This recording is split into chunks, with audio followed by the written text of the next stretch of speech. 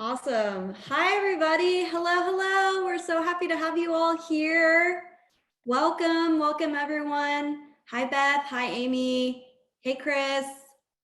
Hello, Darcy. Oh my gosh, there's so many of you. I'm so excited you're all here with us today.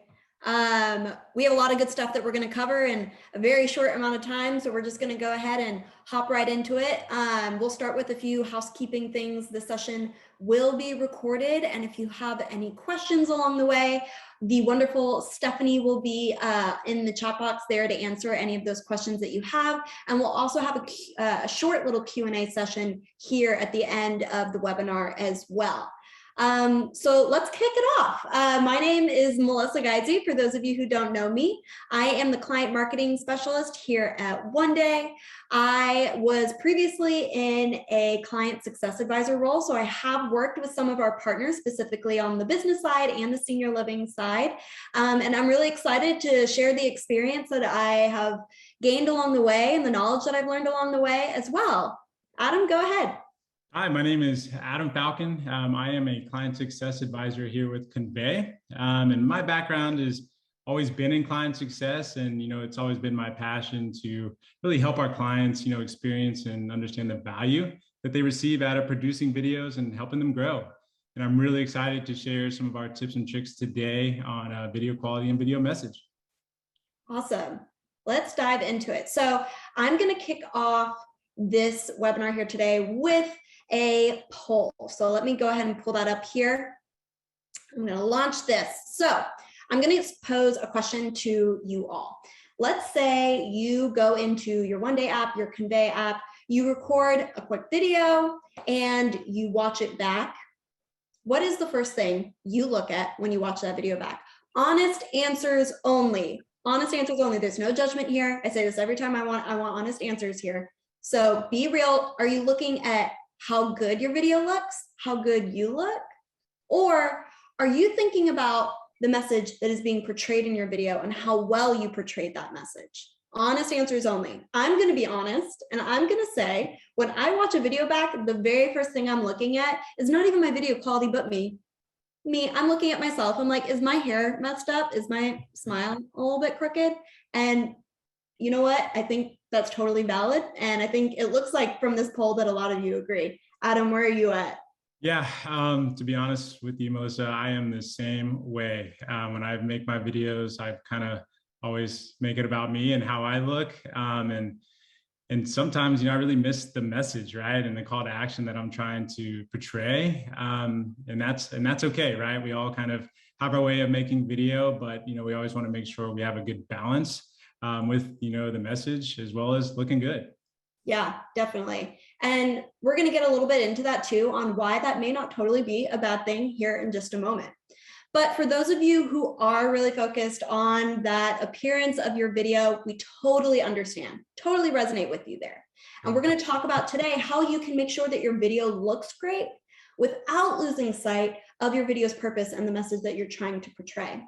So to kind of give you an example of why the message in your video is important, I'm going to play an example for you here, and then we're going to talk about it after.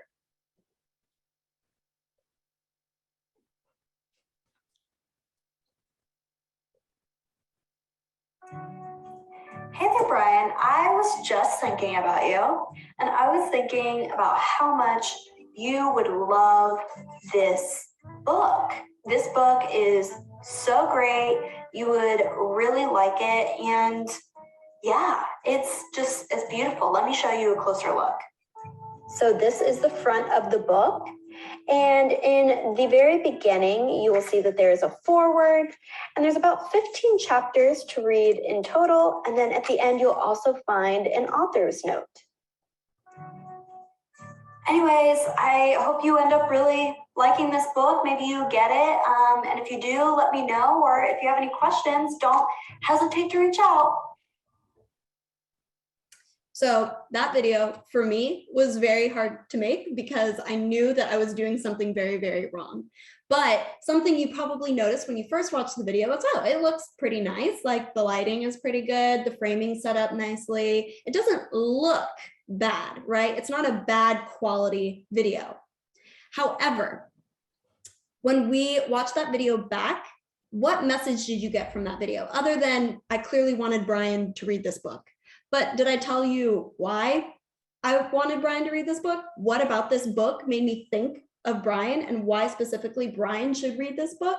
Did I have any kind of like call to action at the end, asking him to follow up with me? You can kind of see where I'm going here. There isn't a whole lot of focus on the message and the purpose of the video. And that's what we really want you guys to keep in mind. So on that note, let's have a little open discussion. I want you guys to get active in the chat box here and tell us, let's see if my slideshow responds. Here we go. So tell us, to you, what is more important, video quality or video message? Is it that black and white? Are there specific instances where you're thinking about one over the other? Please share your thoughts because everyone's opinions are different. Adam, when someone, say a client comes up to you and they're like, I want my team's videos to look great. They just don't look as good as I want them to. How do I make them look better? What do you usually tell them? Yeah, so there's a couple of things that we can touch on, right? But when it comes, or the very first thing that I always like to bring up, and what I personally think is the most important, is authenticity, right? So always remembering that it's okay to be imperfect. Whether you're making videos to highlight a community, you're following up with a prospect, or even highlighting a company event, authenticity is what drives connection. And remember that practice makes perfect, and videos are always going to be far more authentic and believable than any pictures, any text, any email. And just remember that being intentional and authentic with your videos is going to be the most important, and showing the why and having that call to action. Absolutely. Absolutely. You come off so much more real and you're able to connect with people when you're really just being yourself, and mistakes really just make people resonate with you that much more. And I love that. That's great advice, and always something I think we should probably try to practice keeping in mind more often. I think it also varies with a lot of the different kinds of videos that you can create. I'm seeing a lot of people in the chat box say maybe message is more important, but some people are saying both are really important. I 100% agree. I think both are very important. Maybe when it comes to videos where you are really trying to drive that personal connection, a message might be a little bit more important. But if you are doing something where maybe you're showing something off, if you really want to show someone something, you want that video to look great. If you're doing a tour of some sort, you really want those videos to have a good video quality. So maybe in those cases, video quality may be considered a little bit higher than the video message, but I don't want that video message to ever get lost, right? If I'm showing someone a tour of something, if I am showing them somewhere where I want them to work or somewhere where I want them to move in, I want them to know why this is a good place for them and what I want them to get from the video other than just what they're looking at, right? Exactly. Awesome. It looks like we have a lot of good thoughts in here too. Definitely message, but it has to look professional. I 100% agree. Your video doesn't have to be a movie. I went to film school. So when I started at OneDay, I was like, what is this phone that I'm recording on? But I really quickly learned that a video through OneDay can look so professional, and because it's recorded on a phone, in a way it drives that authenticity, like what you were talking about, Adam. Like it feels so much more personal, and you're driving a closer connection than you would with something that looks like a TV advertisement. You know what I mean? Oh yeah, no, authenticity goes both ways, no matter what you're doing. So yeah. Message needs to be clear, but awful quality can be distracting. You're 100% right, Catherine. We're going to talk a little bit about that today too, and show you some examples of where poor video quality can be distracting and how to minimize that really just makes your video look that much more professional in some easy and efficient, simple ways. Thank you guys so much for your thoughts. I really appreciate it. So the 3 video quality areas we're going to talk about today are starting with sound, lighting, and then camera work. These are the 3 areas of your video that you really want to make sure that you focus on whenever thinking about your video quality and making sure that it looks professional and nice looking and you feel good about sending it out. So this first area is sound, and what we really want to hone in on the idea here is that your voice and the microphone on your device should be best friends. They need to be close to one another. If you're too far away from your device, as you could probably assume, you're not going to be able to hear yourself very well. Something I also really want to point out here is that your device's microphone is a pretty good quality. iPhone and Android, they know what they're doing with those microphones. You don't need to buy all the fun, fancy microphone extra stuff to be good with what you have. So keep that in mind. Your microphone is pretty good quality. And you always want to make sure that your phone, your microphone, and your voice are close to one another. Some people are a little bit apprehensive to record in areas with a lot of background noise. And I understand that to an extent. But if you are also trying to show that a space is lively, or if you are trying to show how fun maybe your team has, that would be a great way to show that, right? To show that there's like a little bit of background noise. But something to keep in mind is your voice can always just be closer to the microphone than the background noise. If your voice is closer, then you're going to be able to be heard over that background noise. And I have an example of what that looks like here. Kind of an extreme example, but it's a good one. Oh, okay. Clearly I'm new to slideshows. Now, here's an example of a video that can be a little noisy to record. This is our bus stop close to our office. And it might be helpful for me to share something like this if, say, we wanted to have someone join our team and I wanted them to know that there was public transportation close by. Now, the reason you can hear me over this very loud traffic is because closer to my microphone than the background noise is. Now, this is also a really great tip for those of you who might be a little bit apprehensive to get on camera, because when you're holding the camera, you're closest to the microphone and you can hear you the most clearly. Awesome. So again, an extreme example, not in all cases are you going to be recording yourself around really loud cars. It's probably going to be something a little bit quieter, but you could still hear me fairly well over those cars. So imagine how much better you can hear yourself if, say, you're at your community's pool or something that's a little bit louder. If you have any other sound quality tips, go ahead and drop those in the chat box too. We'd love to see them. Yeah, and with the video quality, sometimes something that's really kind of overlooked can be the lighting, right? So, as you can see in this example, I'm in my home office. On the bottom left, I have my back towards the window, and that lighting is coming in, and it's hitting my camera, and that's really causing the video to be very dim. And what you can do is just place your device facing away from the window and with your face towards the light. And as you can see in the example, all I did was turn around. I have the light facing me now. And that just made a huge difference in the quality of the video. And just remember, natural lighting, windows are your friend. And one thing I do want to touch on as well is that we do have a lot of clients that utilize like ring lights, for instance, and, kind of those lighting tools. And that's totally okay. And if you have them, use them. But I always like to remind everyone that with our platform, we want to make it easy, efficient, and quick to make good quality videos. So take advantage of the lighting, find somewhere in your office or somewhere at home where you can do that and practice. And if you ever want to really switch it up, overcast days are really the best to record outside as well. So if you have that opportunity to get outside, do it, because a lot of people, when they send videos, they like to switch it up. So try these tips, and you're really going to see a difference. And this will take the quality of your videos to that next level. Absolutely.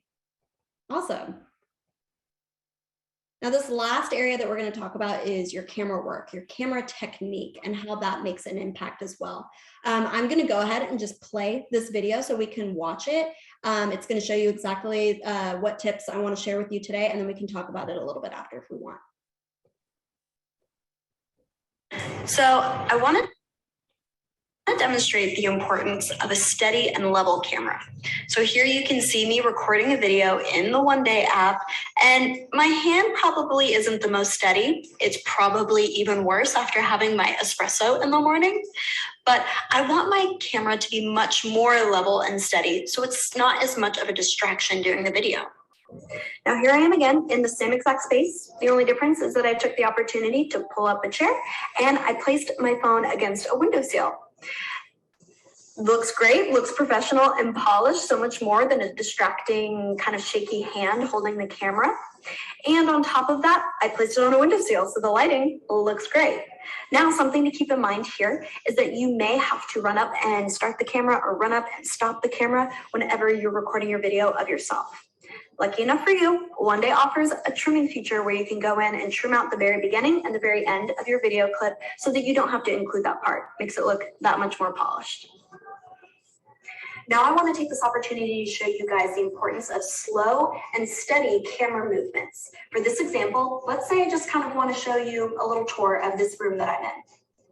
So I'm going to be honest with you guys. It can be very easy to move too quickly in a virtual tour because it may feel like your feet aren't moving very fast, but the camera is. And it can be very disorienting and you're not able to gather all of the details. Now, when it comes to recording a video of something that you are showing off, or maybe you're doing a virtual tour of some sort, slow and steady wins the race. The slower you move, the steadier your video and your hands will be as well. On top of that, you'll be able to show off all of the beautiful details and you'll be able to hone in more on your message as well because you'll have more time to talk about why this video is important to the person you're sending it to. One final good rule of thumb is to move the camera slower than how fast your eyes would move. Camera lens absorbs images much slower than our eyes do. Awesome. Now I know some of you may maybe seeing a little bit of blur just from Zoom's lag. We will be recording this and we can send out these videos to you all as well so you can see it in full resolution and see it in its highest quality as well. Now, go ahead, Adam. I was just going to say, we're going to talk a little bit more about how to hold your device steady and level and trying a different strategy for that as well. Yeah, no, and those were all great tips, Melissa. You crushed that. That was awesome. And, you know, a great alternative to finding a way to keep your phone steady and level is to take advantage of the new beta web recorder feature. This is something new and easy to use. All you have to do is log into your desktop partner portal with your account info and select that web recorder button on the top corner. And I always recommend this to, you know, maybe anyone who's new to taking videos or they may be a little bit reluctant to getting on camera. This is a great way to just do it from your desktop, hands-free. You don't have to even worry about, you know, having a steady hand. Great way to practice. And even if you're at the corporate level, this is a great tool for a lot of our clients to send out company updates, highlight employees. So if you haven't used our web recorder before, definitely recommend trying it because it's an awesome feature and a great way to make videos aside from your phone. Definitely. Yeah, definitely check that out. Well, I believe that calendar ding was a reminder that our webinar is about over now. So thank you all so much for joining. But before you head out, if you have any questions, we would love to answer them. We hope that you guys learned a little something today. If you don't have a question, go ahead and drop in the chat box one thing you learned today, one thing you learned, whether it was a video tip or something you learned about finding that balance between video message and video quality. Let's see. Looks like we have a question asking, do you have any suggestions for a device to hold your phone? Yeah, absolutely. If you are more comfortable recording in a place with a tripod to hold your phone, there's a lot of pretty affordable ones that you can find on Amazon. I know a couple of our coworkers have one, just a little desk tripod that they have. Some of them come with a ring light too that get pretty fancy. But just about anything to hold your phone up steady and level, I use a stack of books.